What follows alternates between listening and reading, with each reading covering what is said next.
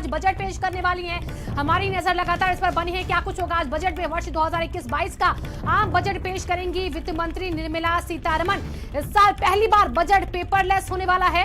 इस बजट से आम आदमी को राहत की उम्मीद भी है और उद्योग जगत तक को बजट से राहत की उम्मीद। यहाँ पर सरकार हेल्थ कृषि से जुड़े बड़े ऐलान कर सकती है, रोजगार से भी जुड़े बड़े ऐलान कर सकती है सरकार। तो तमाम वो बातें जिस पर आज नजर रहने वाली है।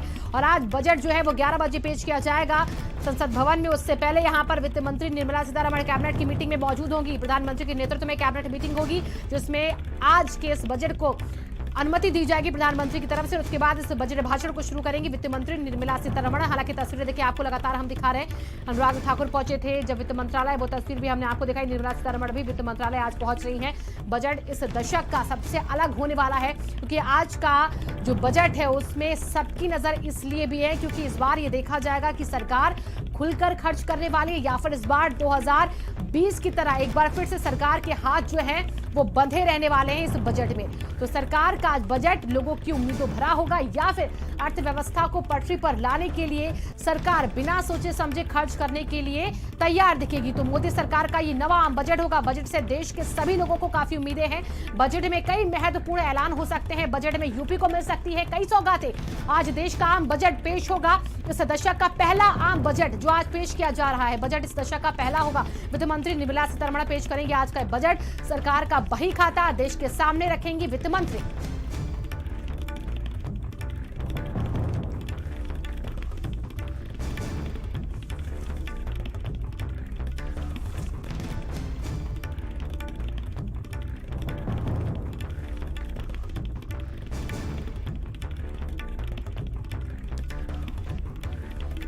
तो मोदी सरकार का नवा बजट आज होने वाला है। इस साल का ये इस दशक का पहला बजट आज पेश करेंगे वित्त मंत्री। तो बजट से पहले अनुराग ठाकुर ने आज पूजा पाठ की। घर पर हनुमान जी की पूजा के बाद वो घर से निकले। वो तस्वीरें देखिए आपको दिखा रहे हैं किस तरीके से हमेशा की तरह वो एक बार फिर से नजर आए हैं। हनुमान जी की पूजा पाठ करते उसके बाद पहुंचे वो वित्त मंत्रालय। मोदी सरकार में माननीय वित्त मंत्री जी का ये बजट जनता की उम्मीदों के अनुसार होगा। सबका साथ, सबका विकास, सबका विश्वास मूल मंत्र के साथ चलने वाली मोदी सरकार ने पिछली महामारी के समय भी आत्मनिर्भर पैकेज देकर भारत को एक नई दिशा दी, महामारी से बचाया भी और भारतीय अर्थव्यवस्था को तेजी के साथ पटरी पर भी लाए और मजबूती प्रदान कर रहे हैं। पूर्ण विश्वास है इस बजट में भी हम जनता की उम्मीदों पर खरा उतरेंगे और आत्मनिर्भर भारत बनाने के लिए और विश्व की अग्रणी इकोनॉमीज में एक भारत लगातार आगे बढ़े, इस दिशा में हमारा लगातार प्रयास रहेगा। तो बजट से पहले अर्थव्यवस्था के लिए अच्छी खबर आई। 1,19,847 लाख करोड़ का जीएसटी कलेक्शन हुआ है।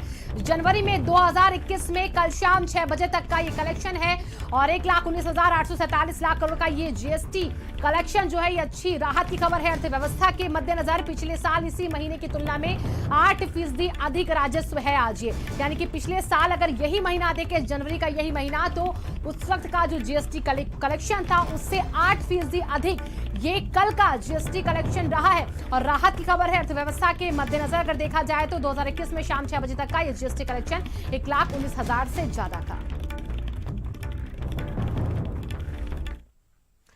वही आज के बजट को लेकर दिल्ली वासी क्या सोच रहे हैं, दिल्ली के लोग किस तरीके से आस लगाए बैठे हैं, सुनिए।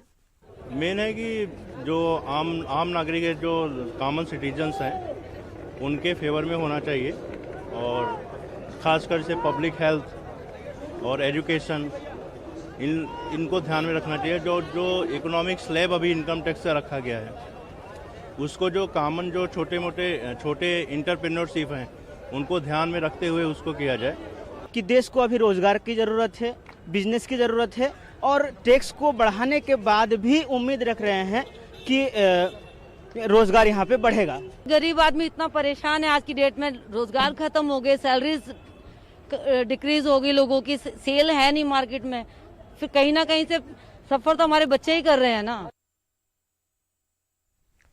तो आपने सुना अलग अलग लोगों की क्या कुछ राय। व्यवसायी जो है वो आस लगाए बैठे। उनका कहना कि यहाँ पर जो हमारा कारोबार चौपट हुआ उसमें भी हमें यहाँ पर राहत मिलनी चाहिए। टैक्स स्लैब को लेकर यहाँ पर लोगों की बातें कही जा रही। जो महिलाएं वो अपने बच्चों के लिए यानी कि जो शिक्षा पर खर्च होता है उसको लेकर यहाँ पर अपनी बात सामने रखती है। घरेलू जो चीजें उनमें कैसे यहाँ पर राहत दी जाए उसको लेकर यहाँ पर बात करती है। तो आज का ये बजट इसीलिए बहुत खास है क्योंकि हर तबके को यहाँ पर साधने की कोशिश आज करता दिख सकता है ये बजट, क्योंकि अर्थव्यवस्था इस वक्त माइनस में है, -7.7 में। और ऐसे में इस बजट को किस तरीके से बूस्टर के तौर पर देखा जाए ये सबसे बड़ी बात है इस बजट की। तो क्या ये बूस्ट देने वाला होगा इकोनॉमी को आज का बजट, या फिर सरकार यहां पर अपने हाथ को एक बार फिर से पीछे खींचेगी, तंगी के साथ खर्च करेगी? ये सारी बातें आज इस बजट के दौरान देखने को मिल सकती हैं। तो आम बजट, देश का बही खाता किस तरीके से लोगों को राहत देगा, वो सबसे ज्यादा।